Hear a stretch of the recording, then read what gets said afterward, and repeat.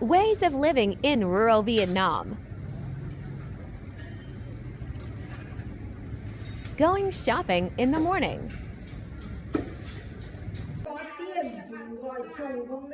Fresh noodle workshop within a day delivering to local food stalls. À bà chủ giờ có tiền rồi chỉ đạo từ xa thôi đúng không? Ừ. Lần trước là bà chủ làm hăng say lắm, không nghỉ trưa. Bây giờ bà có nhân viên, nhiều nhân viên rồi. Lúc đấy là chắc là chỉ có một nhân viên. Bán được nhiều nhân viên. Dạo này chuyển sang công tác ngoại giao đúng không?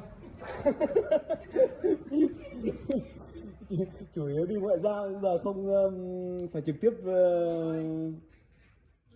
Sản xuất rồi. Giờ. Hai người là đi ăn cưới rồi. Không nữa. Đấy. Thế chứng tỏ là bà chủ làm ăn rất có duyên. Hôm nay là còn làm ít đấy, Ừ. có tiền tỷ mới chủ được.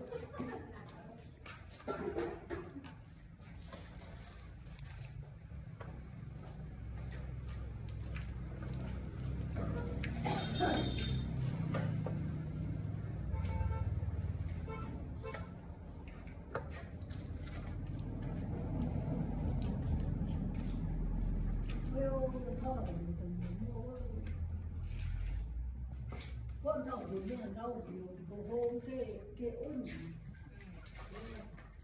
nhiều cái chè hay nó là thề.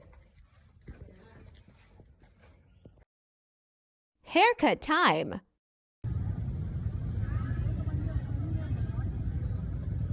Market time shopping in the afternoon for dinner.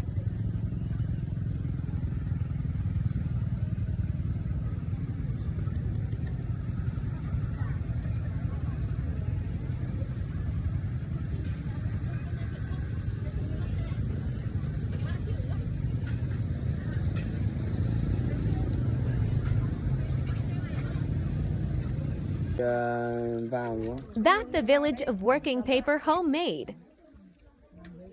Đẹp nhất làng rồi. Yeah.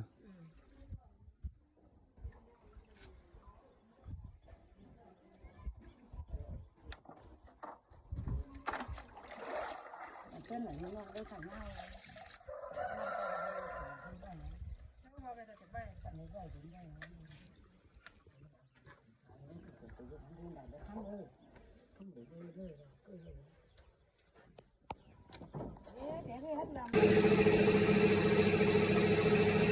Repaired mechanical shop.